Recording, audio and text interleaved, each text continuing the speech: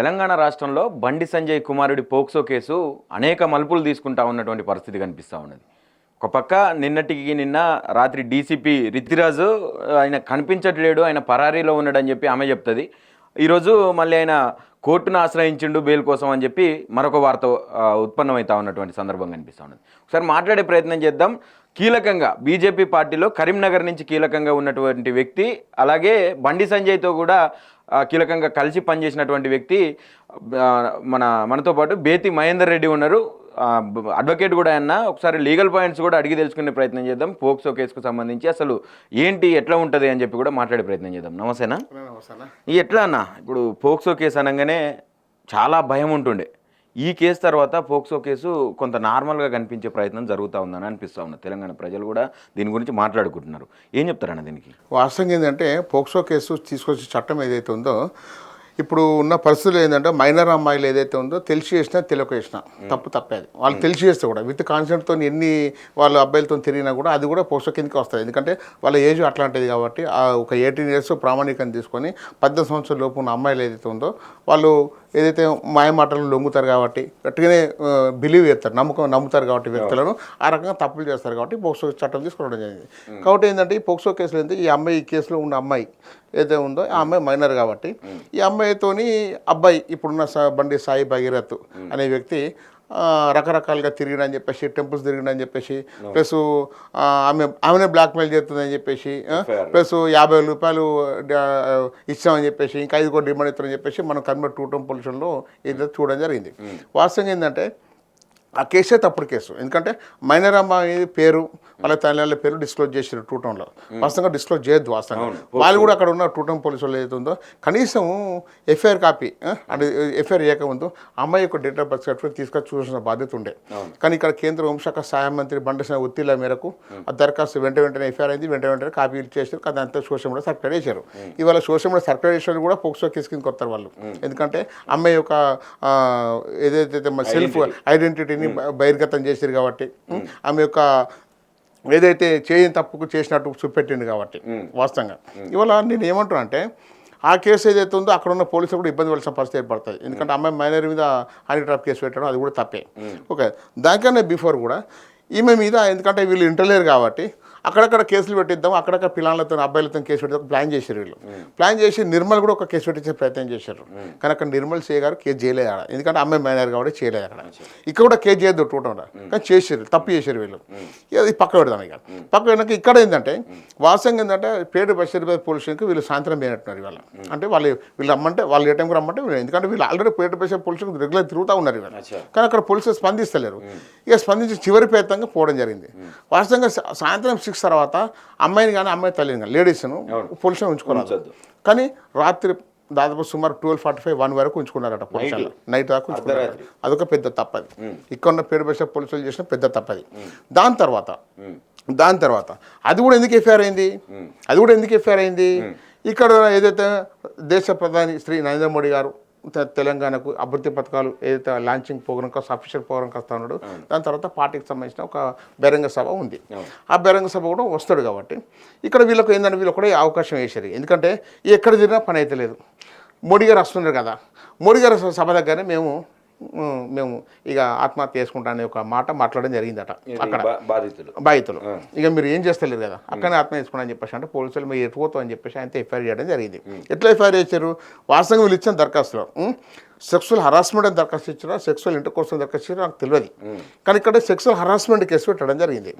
Sexual harassment case అంటే section 74, 75 పెట్టడం జరిగింది. కాబట్టి అది బిలో 3 years కన్విక్షన్, అంటే నోటీసు ఇవ్వచ్చు, లేకపోతే వాస్తవంగా పోక్సో కేసు అరెస్ట్ చేస్తారు. వాస్తవంగా అదుపులో తీసుకోవాలి, అదుపులో తీసుకొని విచారణ చేసి అబ్బాయిని అరెస్ట్ చేయాలి.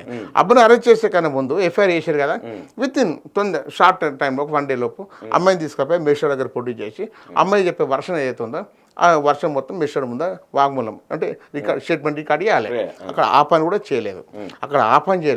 8th రోజు ఎఫ్ఐఆర్ అయింది. అబ్బాయిని అరెస్ట్ చేస్తలేరు. ఇవాళ అబ్బాయికి ఎన్ని అవకాశాలు ఇస్తున్నారంటే పోలీసులు, అవకాశం చేయడానికి మరొక కోణమే సిట్టు. ఈ సిట్టు ఏర్పడిన కారణం కూడా ఇవాళ కేంద్ర సహాయక మంత్రి, హోంశాఖ సహాయ మంత్రి బండి సంజయ్ ఆలోచన మేరకే జరిగిందని చాలా మంది అంటున్నారు. ఎందుకంటే కేసును ఇప్పుడు పరిగెడతా ఉన్నది. ఇవాళ ఈ పరిగెడుతున్న కేసును ఇవాళ కూర్చొని పెట్టాలి. అందుకే సిట్ అంటే సిట్ చేయొచ్చు, కేసును కూడా సిట్ చేసే ప్రయత్నం చేస్తూ ఉన్నారు. వాస్తవంగా మరి రాష్ట్రంలో ఎన్నో పోక్సో కేసులు అవుతున్నాయి, మరి అన్నిటికీ సిట్ ఏర్పాటు చేస్తున్నారు ఇవాళ. మరి అక్కడ వాళ్లకు ఒక రకం న్యాయం, ఇవాళ కేంద్ర హోంశాఖ మంత్రి కొడుకు ఒక రకం న్యాయం. ఇదేమన్నా భావ్యమా? ఇదేమన్నా చెప్పండి ఇవాళ? తప్పే కదా ఇది. అంటే ఇవాళ పెద్ద సెలబ్రిటీల కొడుకులకు ఒక రకమైన రాష్ట్రం స్పందిస్తుంది. అరే అది కూడా సామాన్య కేసులకి చూడరు మీరు, ఒక సెలబ్రిటీ కొడుకులకి చూడకూరి. పోక్సో కేసు చట్టం ఏం చెప్తుంది, పోలీసు ఏ విధంగా ఇన్వెస్టిగేషన్ చేయాలి, కోర్టు ఏం చేయాలి, ఇది ప్రొసీజర్ ఇది.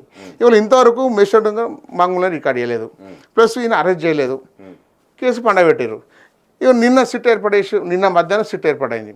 సిట్ ఏర్పడాక మేడం రితిరాజ్ మేడం గారు సిట్టు ఆఫీసరు మన పేరు బస్తీరావు పోలీస్ స్టేషన్కి వచ్చారు. అక్కడ ఎఫ్ఐఆర్ కాపీ సందర్శించింది. తర్వాత అమ్మాయి ఇంటికి వేరే పోలేదు, నాకు తెలియదు వాస్తవంగా. కానీ వాస్తవంగా అబ్బాయి అబ్స్కాండింగ్ స్టేట్మెంట్ ఇచ్చింది ప్రెస్ ముందట. అబ్బాయి అబ్స్కాండింగ్ నాకు ఒక విషయం అర్థం కాదు ఇక్కడ.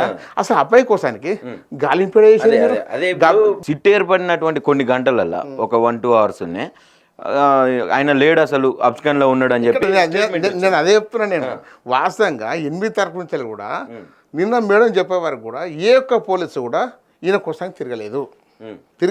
అసలు అవకాశం లేదు ఆడ. ఏ ఒక్క పోలీసు ఎక్కడ కూడా ఈయనను కోసం ఇప్పుడు మీరు గమనించండి. పిఎంజే జ్యువెలర్స్ ఉంది కదా కన్వెల్లో, మన దొంగతనం జరిగింది కదా, వాళ్ళైతే ఈ రాష్ట్రం వాళ్ళు కాదు కదా, అన్నోన్ పర్సన్సే కదా వాళ్ళు. అట్లాంటి వ్యక్తులు మాత్రం దొరకబట్టి పట్టుకొచ్చారు ఇది టాస్క్ ఫోర్స్ వాళ్ళు. మరి ఇక్కడ ఎందుకు దొరకలేడు? ఇక్కడ ఈయన ఐడెంటిఫైడ్ పర్సనే కదా, ఈయన అడ్రస్ తెలుసు, నీకు అన్నీ తెలుసు, అడ్రస్ కూడా తెలుసు, కుటుంబ సభ్యులు తెలుసు, అందరు తెలుసు. మరి ఈయన ఎందుకు దొరకడు? ఈయన వీళ్ళ కేంద్ర హోంశాఖ సహాయ మంత్రి వాళ్ళు తన కొడుకుని దాచిపెట్టిండు. ఎట్లా దాచిపెట్టిండంటే హైకోర్టుపై కేసు వేసారు, తెలిసింది. ఇప్పుడు మిడల్ చూస్తూ ఉన్నాం కదా, అంటే రిలీఫ్ కావాలి. అంటే రిలీఫ్ వచ్చింది అనుకో, అబ్బాయి బయటికి వస్తాడు, అబ్స్కాండింగ్ అని చూపెడతారు. ఎందుకంటే అధికారులు ఏం చెప్తారు, అబ్స్కాండింగ్ అని చెప్తారు. అంటే అబ్బాయికి రిలీఫ్ వచ్చేదాకా పోలీసు ఆడుతున్న డ్రామానే అబ్స్కాండింగ్ అని పడ్డు. ఇక్కడ ఎలాంటి ప్రభుత్వం కూడా ఇందులో భాగస్వామ్యం. అసలు రేవంత్ రెడ్డి గారు ప్రభుత్వం కాదు, రేవంత్ రెడ్డి గారు అనుకోరు. అది ఈ హోంశాఖ కూడా ఆయన దగ్గరే ఉంది కాబట్టి ఇలా కేంద్ర హోంశాఖ సహాయ మంత్రి సంజయ్ కుమార్తో కొల్లుడు అయ్యారు. వీళ్ళు కొల్లుడు కావడంతో 4 నెలల నుంచి పోలీసులు చుట్టూ తిరుగుతున్నట్టు. ఎందుకంటే ఇది డిఫరెంట్ ప్లేస్ ఆఫ్ అఫెన్స్ అయింది. ఇక్కడ సెక్షువల్ ఏదైతే హరాస్మెంట్ ఏదైతే ఉందో ఇది ఒకటే ప్లేస్ కాదు, ఒక మైనాబాద్ ఫామ్ హౌస్ ఒకటే కాదు, ఇంకా చాలా ప్లేస్లో జరిగినట్టుంది. కాబట్టి వాళ్ళు ఏదేదో పోలీస్ స్టేషన్లకు వేరు, వాళ్ళు ఎక్కడ కూడా దరఖాస్తులు తీసుకోలేదు. ఇదో 3-4 months నుంచి జరుగుతున్న తతంగం ఇది. వీళ్ళ లాస్ట్కి ఇక్కడికి రావడం జరిగింది. అంటే ఈ ఎందుకు తీసుకోలేదు? కామన్గా ఒక కామన్ మ్యాన్ మహిళ పోయి, ఒక మైనర్ అమ్మాయి పోయి దరఖాస్తు వాళ్ళ తల్లిదండ్రులు దరఖాస్తు ఇస్తే అయితేలేవు, అవుతున్నాయి కేసులు అవుతున్నాయి కదా. మరి ఇందుకు దరఖాస్తు తీసుకోవట్లేదు మీరు? పెద్ద ప్రొఫైల్ అని చెప్పి పెద్ద ప్రొఫైల్ అయితే చట్టానికి పెద్ద ప్రొఫైల్కి వేరే రాసిరా? రాలే కదా, కనపడుతుంది. పెద్ద ప్రొఫైల్ ఒక యాక్ట్ వేరే లేదు కదా. ఆ యాక్ట్ ఏదైతే చట్టం ఏదైతే ఉందో అందరికి ఒకటి సమానమే కదా.